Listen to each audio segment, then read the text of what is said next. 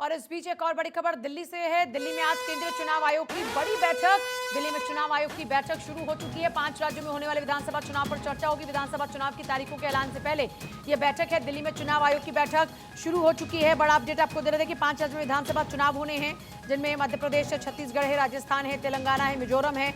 इन राज्यों में चुनाव से पहले चुनाव आयोग की बैठक, और चुनाव आयोग ने पहले कहा है कि चुनाव को पारदर्शी तरीके से कराने के लिए हम प्रतिबद्ध हैं। दिल्ली में चुनाव आयोग की बैठक फिलहाल शुरू हो चुकी है। और ये देखिए, बड़ी बात यह है कि आज की इस बैठक के बाद माना जा रहा है कि जल्द ही तारीखों का ऐलान हो जाएगा। विधानसभा चुनाव की तारीखों के ऐलान से पहले चुनाव आयोग की अहम बैठक। दिल्ली में चुनाव आयोग की बैठक शुरू हो चुकी है। 5 राज्यों में चुनावी कार्यक्रम की घोषणा से पहले चुनाव आयोग ने पर्यवेक्षकों की बैठक बुलाई है। आयोग चुनावों को सुव्यवस्थित तरीके से सुनिश्चित कराने के लिए कदम उठा रहा है। आदर्श संहिता प्रभावी ढंग से लागू हो और धन और बाहुबल चुनाव में हावी ना हो, इसके लिए चुनाव आयोग ने तेजी से काम किया है। और अक्षय मेरे साथ जुड़ रहे हैं, सीधे अक्षय का एक बार रुख करते हुए। विधानसभा चुनाव की तारीख से पहले चुनाव आयोग की इस बैठक को अहम माना जा रहा है, इसमें पर्यवेक्षकों को बुलाया गया। अक्षय, आपके पास क्या जानकारी है इस बैठक को लेकर? देखिए पूजा, काफ़ी महत्वपूर्ण बैठक है, क्योंकि चुनाव आयोग ऐसी बैठकें तब करता है जब तैयारियां लगभग पूरी कर ली गई हों। और ये माना जा रहा है कि चुनाव की तैयारियां अपने अंतिम दौर में है, इसलिए आज की बैठक पर्यवेक्षकों के साथ बुलाई गई है। चुनाव आयोग की बैठक कॉन्स्टिट्यूशन क्लब में शुरू हो चुकी है।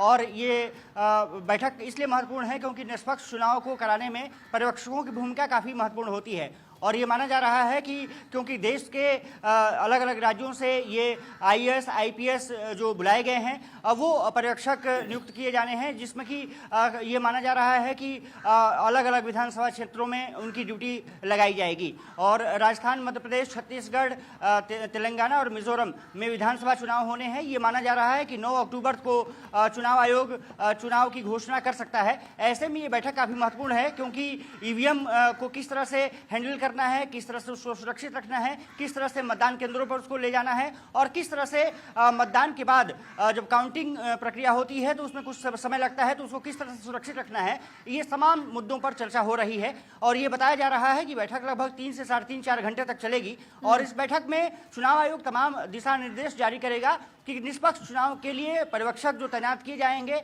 वो किस तरह से वो पार्टी को ना देखें, वो मतदाताओं को देखें। और मतदाता क्योंकि सर्वोपरि होता है लोकतंत्र में, उसकी जो भूमिका होती है काफ़ी महत्वपूर्ण होती है, तो कोई असुविधा न हो सके, उनको सही तरीके से वोटिंग करने दिया जाए। इन तमाम मुद्दों को लेकर के चर्चा हो रही है। और खासी बात एक चीज़ और है कि जो चुनाव आयोग सबसे ज़्यादा नज़र रखेगा कि मिजोरम जैसे नॉर्थ ईस्ट का इलाका है, उसकी भौगोलिक परिस्थितियाँ अलग हैं, राजस्थान, मध्य प्रदेश के अलग हैं, छत्तीसगढ़ क्योंकि नक्सल प्रभावित राज्य भी है, तो उसमें वहाँ की परिस्थितियाँ किस तरह से अलग हैं। तो किस तरह से पर्यवेक्षक अपनी ड्यूटी को सही तरीके से निभा सके, और किस तरह से मतलब कुल मिलाकर आज की इस बैठक में तमाम सिचुएशंस को लेकर अक्षय रिव्यू किया जाएगा। अक्षय, क्या ये मानकर चलें कि आज की इस बैठक में तमाम पर्यवेक्षकों के साथ में जो वहां के हालात हैं उनको रिव्यू किया जाएगा और उस आधार पर फिर जिम्मेदारी सुनिश्चित की जाएगी, यह तय किया जाएगा कि चुनाव को स्मूथली कैसे निपटाया जा सकता है? बिल्कुल साफ तौर पर है कि चुनाव आयोग ये बैठक पूजा पर्यवेक्षकों के साथ बैठक तब करता है जबकि चुनावी तैयारियां लगभग पूरी कर ली गई हो। आपको याद होगा कि राजस्थान, मध्य प्रदेश, छत्तीसगढ़, तेलंगाना और मिजोरम के दौरे पर चुनाव आयोग की टीम लगातार गई थी। राजीव कुमार जो खुद मुख्य चुनाव आयुक्त हैं, उन्होंने खुद दौरे किए। और साथ ही साथ आपने देखा होगा कि तेलंगाना में 2 दिन पहले ही उन्होंने बैठक की और ये कहा कि सभी अधिकारियों से हमारी बातचीत हुई है, जो जिलाधिकारी हैं, जो निर्वाचन अधिकारी जो जिनको कहा जाता है, उनसे चर्चा की गई है, अधिकारियों के साथ चर्चा की गई है, वहाँ से वो संतुष्ट होकर के लौटे हैं। साफ तौर पर है कि ये बैठक अब दिशा निर्देश, अंतिम दिशा निर्देश के रूप में ये मानी जा रही है कि दिया जा रहा है। और वीवीपैट को किस तरह से इस्तेमाल करना है, किस तरह से ईवीएम को इस्तेमाल करना है और ईवीएम को किस तरह से सुरक्षित रखना है, ये तमाम दिशा निर्देश चुनाव आयोग इस पर देगा। और ये माना जा रहा है कि आज की बैठक के बाद चुनाव आयोग अब आंतरिक रूप से 1-2 बैठकें करेगा और उसके बाद चुनाव आयोग चुनाव की घोषणा कर देगा, क्योंकि 5 राज्यों में विधानसभा चुनाव होने हैं और 5 विधानसभा जो अगर राज्यों को देखा जाए तो काफी महत्वपूर्ण होने जा रहे हैं। सभी पार्टियों ने अपना जोर आजमाइश लगातार की है, प्रधानमंत्री नरेंद्र मोदी से लेकर पूजा, क्या आपने सवाल किया? अक्षय, सवाल मेरा यही कि क्या ये मानकर चलें कि जिस तरीके से ये औपचारिकताएं अब आखिर में जो है वो पूरी की जा रही हैं, इस हफ्ते में तारीखों का ऐलान संभव है? बिल्कुल संभव है। ये जो हमारे पास भारत 24 के पास खबरें हैं कि 9 अक्टूबर को चुनाव आयोग चुनाव की घोषणा कर सकता है। हालांकि अभी ऑफिशियल कुछ डेट अनाउंस नहीं हुए हैं, लेकिन ये माना जा रहा है कि 9 तारीख को प्रेस कॉन्फ्रेंस बुलाई जा सकती है और चुनाव की घोषणा की जा सकती है।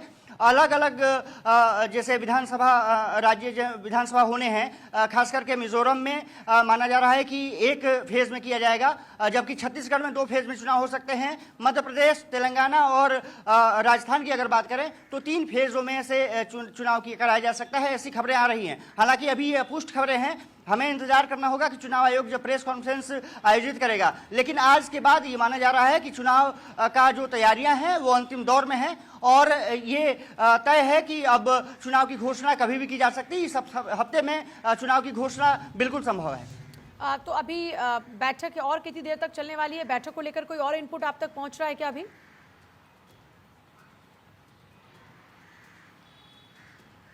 देखिए, जो निर्वाचन आयोग ने बैठक बुलाई है उसमें क्योंकि पर्यवेक्षक अलग अलग क्षेत्रों से आए हैं, उनकी ड्यूटी अलग अलग जगहों पर लगाई जाएगी। जैसे यूपी का अगर कोई आईपीएस है, आईएएस अधिकारी है, तो ये माना जाता है कि उसको राजस्थान या मध्य प्रदेश में कहीं भेजा जा सकता है या मिजोरम में भी भेजा जा सकता है। और सबसे बड़ी चीज़ निर्वाचन आयोग ये देखता है पर्यवेक्षकों की तैनाती के समय कि किस तरह से किस अधिकारियों को डिप्लॉय किया जाए, क्या उन्होंने वहां पर कोई काम किया है। अगर ये देखा जाए तो कई ऐसे अधिकारी हैं जो नॉर्थ ईस्ट में भी काम कर चुके हैं, हालांकि उनका कैडर यूपी है या एमपी है। तो ऐसे में ये निर्वाचन आयोग तय करता है कि वरिष्ठता के क्रम में और कहां कहां काम किया है, कैसी कैसी उसकी उपलब्धि रही है और किस तरह से आधार पर उनको जिम्मेदारी दे दी जाती है, शामिल रहा है। तो ठीक है अक्षय, बहुत शुक्रिया आपका इस फिलहाल पूरी जानकारी के लिए। बहुत ही बारीकी से आपने हर बात को समझाया, बहुत शुक्रिया।